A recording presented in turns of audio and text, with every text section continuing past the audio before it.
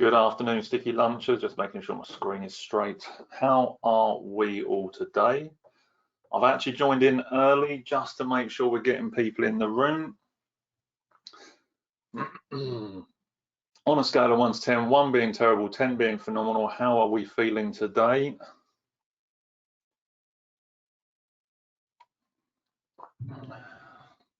Ten, straight in there with the 10s. Good. Lots of positivity.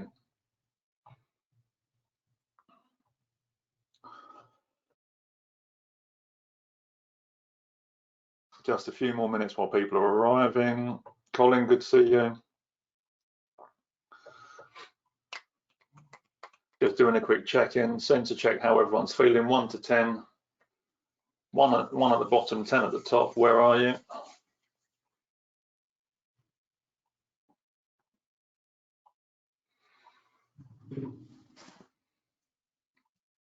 Yeah, how are you feeling today? Good. I think I'm on the downward curve though of one of the emotional slides of COVID-19 right now. I feel like we're getting to the end of all this. I feel like we're going back to normal. It is challenging.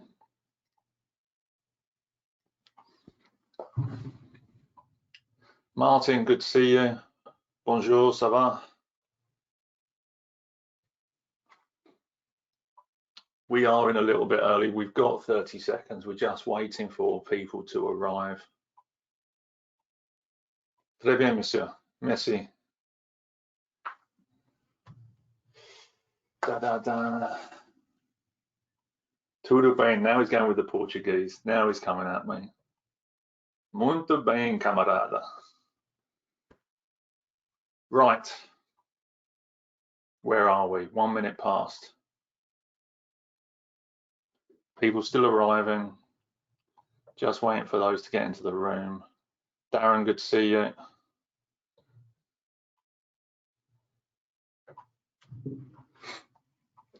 Right, let's just give it a moment. While we're getting everyone in the room, let's make sure we're all set up for success. Mobile phones, hold them high. Let's get the little aeroplane lit up. My one is good to go already, just checking that. Making sure that you've got a drink available. You want to keep yourself hydrated, keep the brain lubricated, and keep this learning sticking, okay? And then finally, as always, fresh sheet, fresh thinking. Get yourself a nice clean page in that book, in your notepad, to make sure that you can get those things down that you want to remember and reread, so you can reignite that thinking when you go back to it. You want to keep that learning expanding and moving and growing.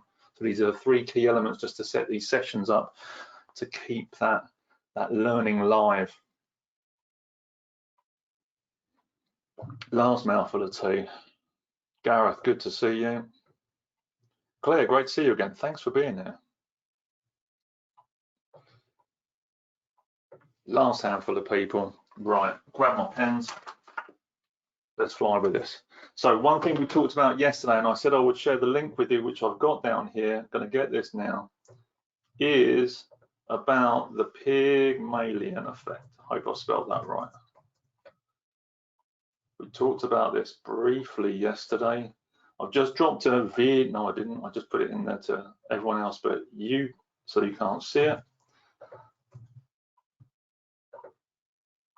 Come on. All audience. Let's try that. There we go. So I talked about this briefly yesterday, which was the Pygmalion Effect. So it's the core idea, or the science behind the statement of what you think of people is how you treat them. So that video is there. It's about 6 minutes long. Not for watching now. It's definitely for watching later. Okay. And then I'm going to copy this in just while I'm thinking about it. It's fresh in my thinking. If you have not registered for tomorrow's session or any of the other future sessions, the link is now in the chat box for you. Make sure that you are signing up for tomorrow's session immediately, because that's going to be part 3 of this feedback training. And these trainings are going to stack up. Yes, they'll help you individually, but they're going to stack up in over the 4 parts in their entirety to support you delivering feedback in a much clearer, holistic, and thoughtful way to support you getting the best results for your people. So you've got the link in there for the video for the Pygmalion Effect, and you've also got the link in there for tomorrow's training sessions and the future sessions. All right. So let's go. Welcome to today's Sticky Learning Lunch with me, Nathan Simmonds, Senior Leadership Coach and Trainer for MBM, Making Business Matter, the home of Sticky Learning. We are the leadership development and soft skills provider to the grocery and manufacturing industry. And the idea of these sessions is to help you be the best version of you in the work that you do right now from home, or preparing you to return back to work as well. This is day 2 of feedback. So where are we going today? Quick recap on yesterday. So the first thing that we covered on day 1, we looked at what it is, which is about helping other people to understand what they do to take action. We also looked at the difference between good and bad. And also the fact there is no such thing as good or bad. All feedback is a gift. And it's only based on purely whether it's constructive or destructive, which is all about the delivery. And then the last part, which I just talked about, which was the Pygmalion Effect. In short, what you think of people is how you treat them. But also what you think of a situation is what it becomes. So if I think that this conversation is going to be difficult, I'm going to make it difficult. If I think this feedback is going to be negative or bad, I will start to make it negative or bad. Why? Because you're judging the thing, the person, the situation. And the moment you judge someone, you cannot influence it. I said this yesterday and I'm saying it again now because it's super important. The moment that you judge someone or something, you cannot influence them or it. Okay? Really important we understand this. I hope this is useful. I hope you picked up some gems from yesterday that are going to help change the dynamic of the conversation that you're already having. Where are we going to today? Day 2. Open question to you all. What needs to be included in feedback to make it work? What do you think, as a group attending this session right now, what do you need to include when you're delivering feedback in order to make it work?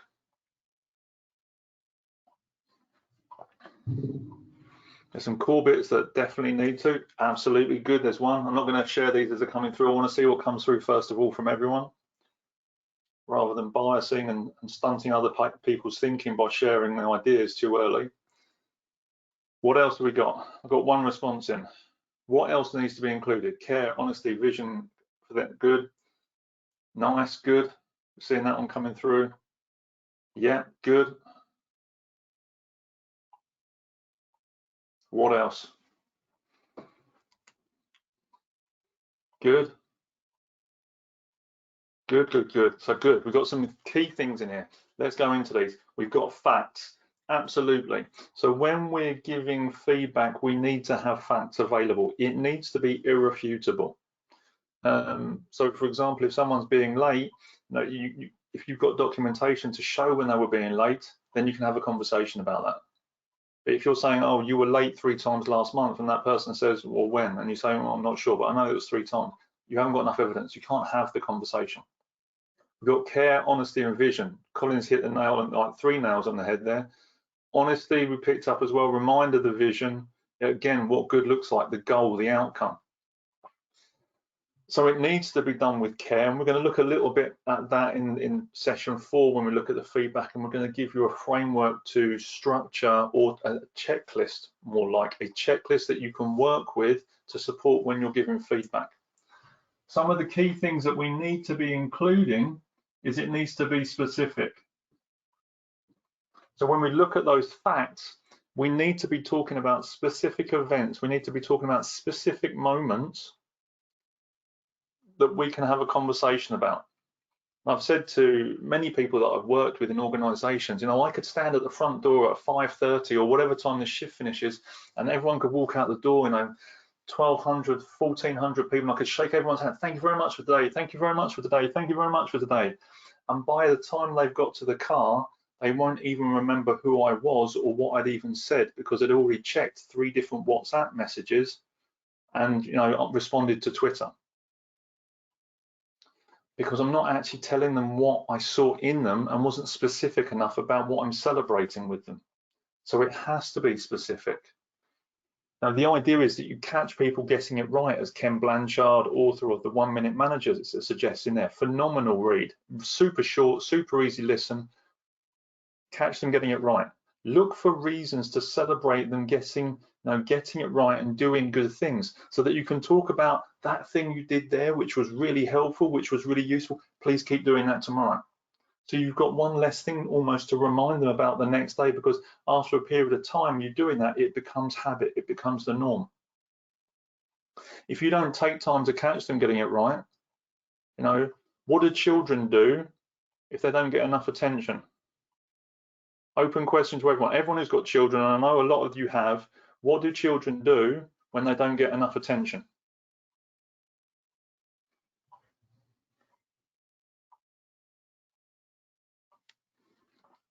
Steely silence.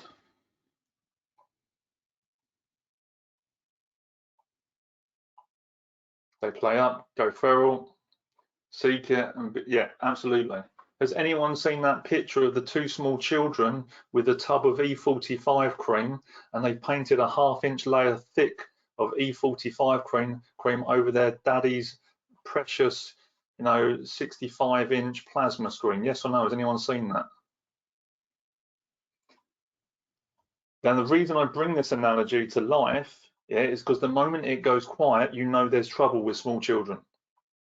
And as I've said before, most of us, are children kind of caught in the bodies of adults, and especially in work environments, when you don't get praise or you're getting that support in that environment, things go quiet, things happen.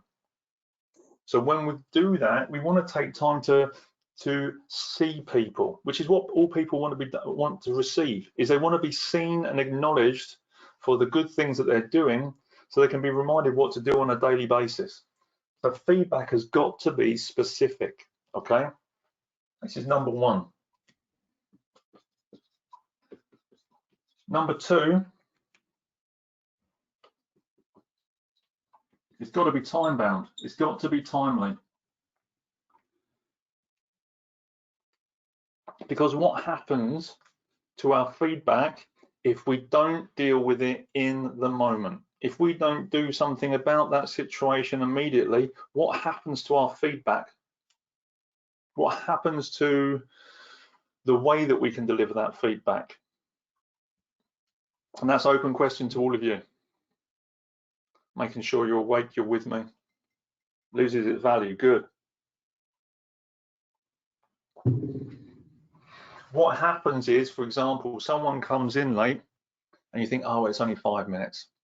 And you don't talk about it on Monday. And then they come in on Tuesday and they're 5 minutes late on Tuesday. You're like, oh. Why? Because they got away with it on Monday. And you don't say anything, oh, it's just another 5 minutes. And then when you get to Wednesday, what happens on Wednesday? They turn up another 5 minutes late and you're still not saying anything. But you can start to see that the people in your team are starting to get agitated because they keep turning up late. Well, if they turn up late, well, maybe I can do that. And then you still don't say anything on Wednesday. And what happens on Thursday? They turn up late again. And then on Friday, because now you haven't said anything, this behavior is starting to build up, you lose the plot. On Friday, you go absolutely crazy, screaming and shouting, this isn't okay, you're not this is blah, blah, blah, blah. So the person goes, oh, okay, I'm really sorry, I didn't realise, nothing was said on my, no, it's fine, okay, look, don't do it again. Okay, great. What happens on Monday? They turn up late again. And then you go, well, look, we just had this conversation on Friday. What's going on here? Just talked about being late. Yeah, but you didn't say anything on Monday, so it's only about being late on Friday that I had a problem. Because what's happened is we've allowed it to happen. It starts to become a behavior, and it starts to become a habit, and it starts to become the expectation and the standard very, very quickly. Hope this is making sense with everyone. Hope this is resonating. Because then what happens is the moment that you're not having this conversation with this individual and you're setting that standard, well, I turn up and I'll go, do you know what? I'll be 5 minutes late. Why? Because Bob's always 5 minutes late. And then you as the leader have a go at so-and-so and it's their first day for being late. What's their response? Well, it's all right for Bob. He gets 4 days of being late before you have a word with him, and I don't even get 1. How does that? That's not fair. So we're starting to make our standards and our expectations vague, so people don't know actually what their parameters are. They don't know what their boundaries are, and everybody needs a boundary and an expectation to work in. So it's super important we start making sure that we're specific when we're talking about these things with people, so they know what they're working to, good and so-called bad. It's time bound, and we deal with these things immediately. Now, there's one caveat for this. When we talk about this, if it's dangerous or urgent, is maybe that something's happening in the business and you're not quite able to have that conversation. The fastest thing you can do and the best thing you can do is just say, look, I need to have a conversation with you about this thing. I'm not able to do that right now because of certain business requirements or demands or an urgency. And as a result of that, what we're going to do, we'll talk about this at 1 o'clock. Is it okay we have a conversation with you, or we have a conversation about this at 1 o'clock? That way, the person knows you've seen what's going on, whether it's a positive or negative thing. They also know that you're going to have a conversation at 1 o'clock. Why? Because you want to support them making sure they get it right. Rather than at 9 o'clock, they turn up at 10 past 9, you don't say anything, and they're like, yeah, I got away with it, 10 past 9, yeah, no one noticed. And then at 1 o'clock, you turn up and go, woo, surprise. And then the person freaks out because they didn't expect it, and no one actually likes surprises. I hope this is, this is common in every type of business around the world all the time. If we need to give feedback, let the person know we're going to give them feedback and support an environment where you can create that and have that conversation. Hope this is useful. Conscious of time, this is flying. So far, what's been useful from what I've shared about feedback and some of the stuff that's absolutely required? What's been useful so far? Before I fly into the next section.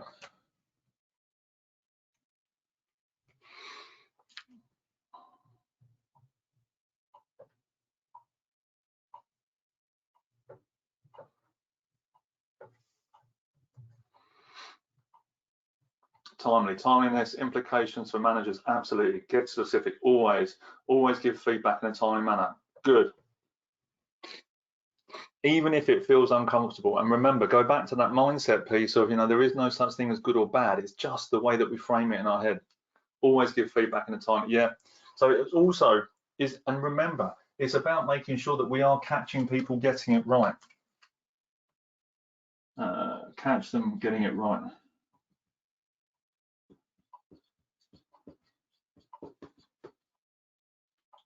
The writing's getting worse as COVID is continuing. Do this. This is going to help you massively. So for the last part, what I'm going to do is I'm just going to help structure the conversation. I'm going to give you a framework which we're going to work on for the next 2 sessions. Okay? How are we going to do this? He says, the framework that we use, I just need to shut my door, bear with me.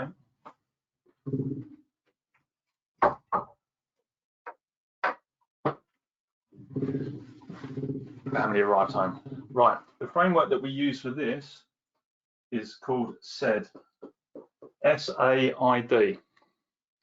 So pens, paper, get this stuff down. This is going to be useful. So how do we do this? The framework we're using, the S in SAID stands for 2 things. The situation and also the standard.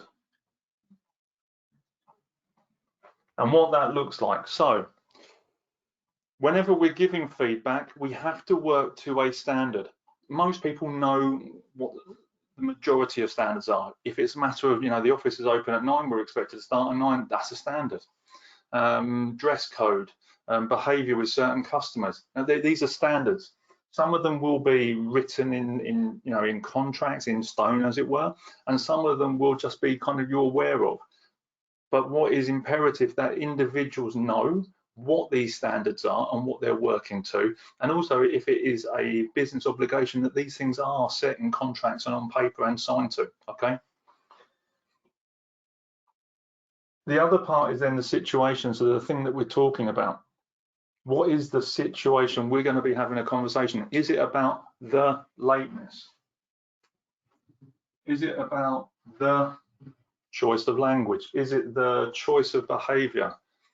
Whatever it is, and we're having that conversation and we're doing that. So we talk about the situation and the standard. And in there, it could well be, well, the reason that you're having that conversation is there is some sort of gap. There is either a shortfall or an overshoot of that, you know, an exceeding of expectation, which is why you're giving the feedback. The second part then is the action. So what was it that caused the thing to happen? What was the logic? What was the thinking? What was the steps that led up to this? What else don't I want to know? What else occurred that caused this thing to happen? Step number 3 is impact. So when we talk about this, what we're doing is we're asking questions again of, well, what's the impact of the lateness on the team? So we're asking lots of questions here, beginning with what? No, what's the impact of the situation on the team, on the customer, on the production line, on whatever. And then the last part we want to get to is desired outcome. So these are the 4 stages of the conversation. The desired outcome is then asking that person we just talked about, and we'll explain this more tomorrow and the day after we go through. Initial overview of the structure here. Well, based on everything that you just told me, what would you like to do to help improve this? So we're asking as many questions as we can up here and getting the individual then to give us a response back of how they would like to improve the situation. As a starter for 10, does that make sense? Yes or no?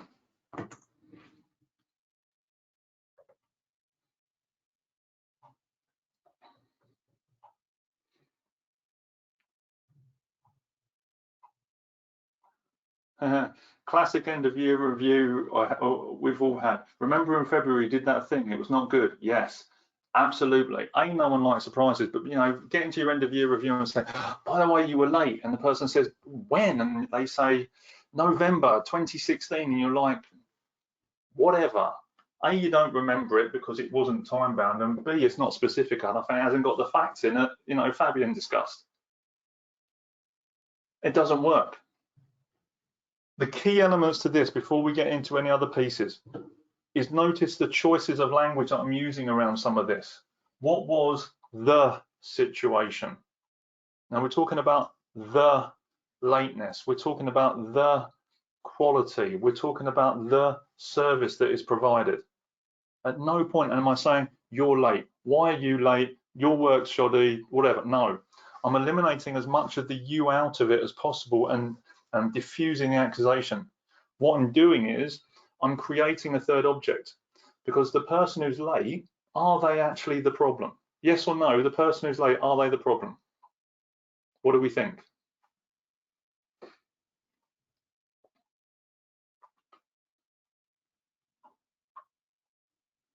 Wait for some of those responses. If that person's late, are they the problem?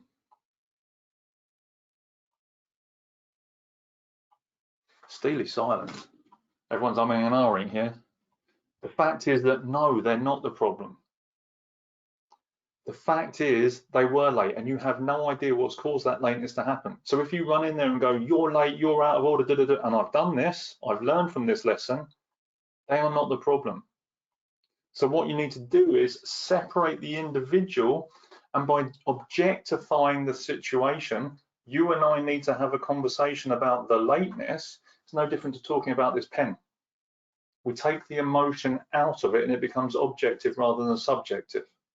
And prime example, I did this colleague of mine kept being late in my team. 5 minutes, 10 minutes late, we're having some conversations, and then got to Friday, he comes in red eyes, looking tired, he's been up all night, looks like he's been to the pub or been out, I go in on him for 20 minutes saying, why are you late? You're out of order, this isn't acceptable. And then about 20 minutes in, he suddenly says, I'm really sorry, Nath, my dog died last night. I now feel like a bad human being because I haven't bothered to start asking questions to find out what the situation, or to talk about the situation, and to ask questions about what caused the lateness, what's led up to this moment. Regardless of what's happened before, this situation is a new situation. This situation is the now. It's not the build-up of what you perceive or what you think of an individual based on certain experiences that then causes or triggers an internal reaction based on, you know, the external world not meeting your internal expectation. I hope this makes sense.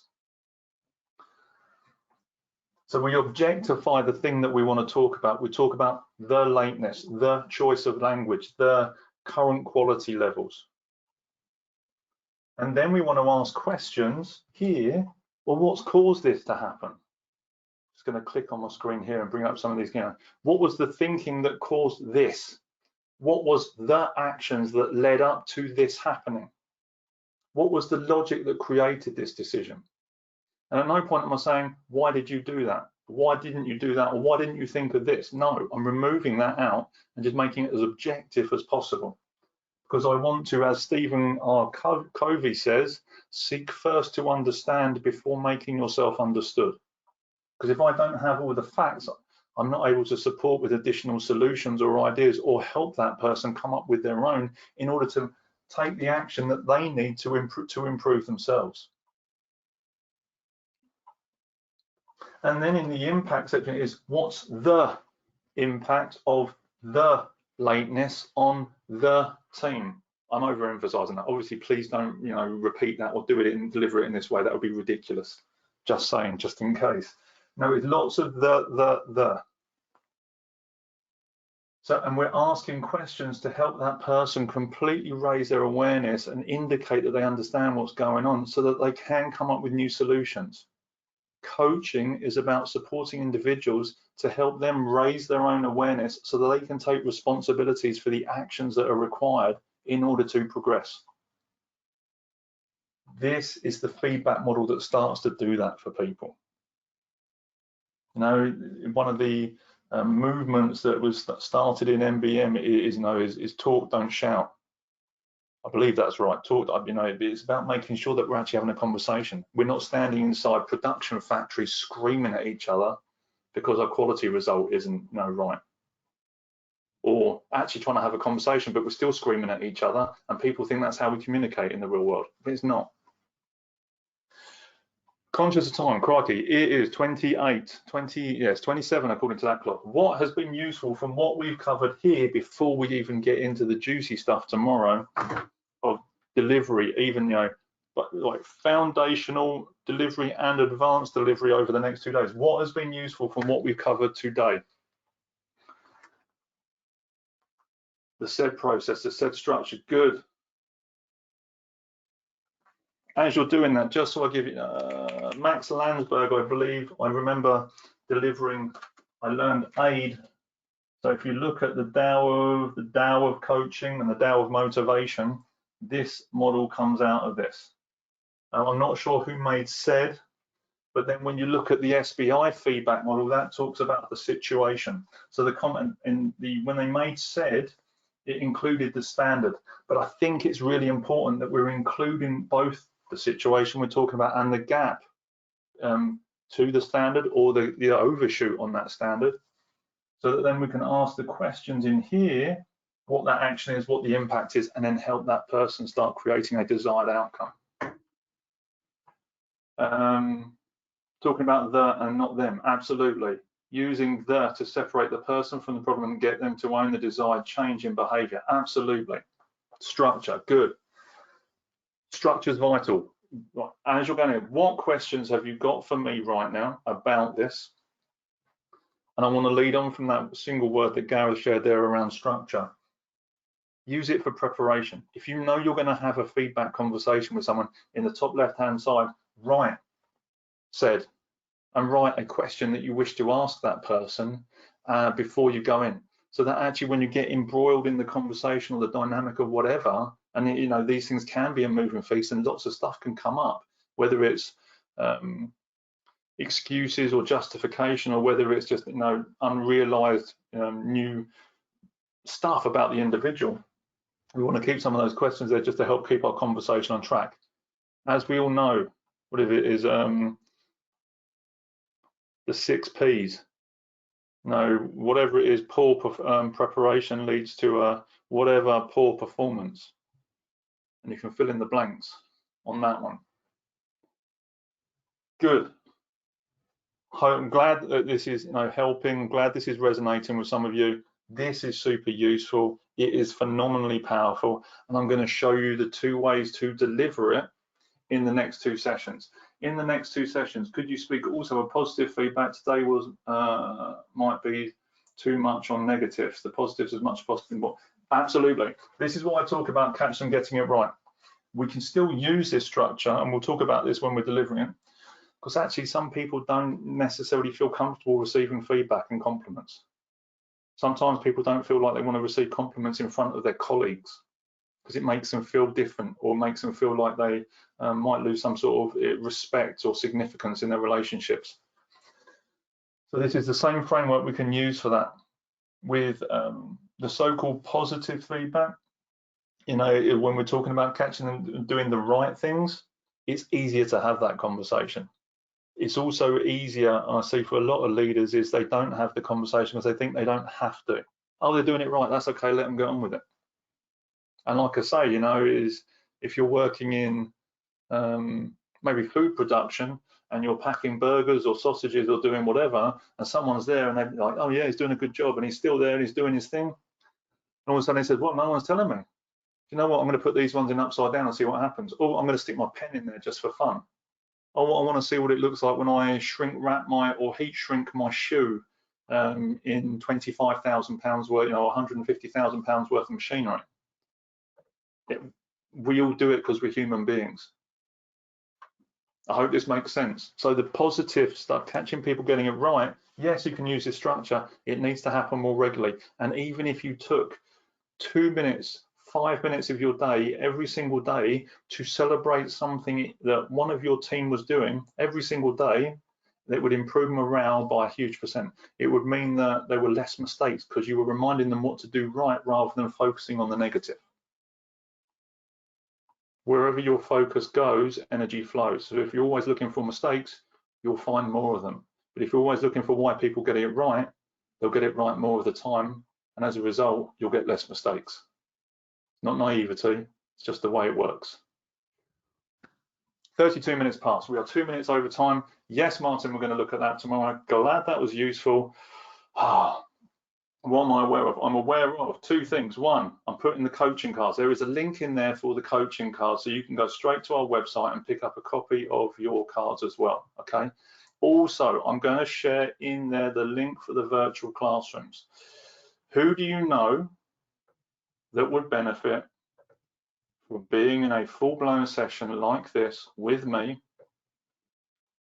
to help them improve their results, whether it be through feedback, leadership, coaching skills, communications? Who do you know that would benefit from a training session with me inside your organization at a much deeper level than this? Now, I know you're already seeing people. I know you've already got a face in your head. Okay, there is a link there for virtual classrooms. Sign them, you know, get the business signed up. Get or share the link for these sessions with them so they can join tomorrow's. Get your copy of the coaching cards to help you deliver even stronger results with them, okay? Hope these sessions are useful. Massive thank you for being here again, as always. I'm looking forward to sharing with you how to deliver this, because now we've got the structure. Now you can do the delivery. We'll pick that up tomorrow. Thanks very much, everyone. I look forward to seeing you then. Cheers. Bye.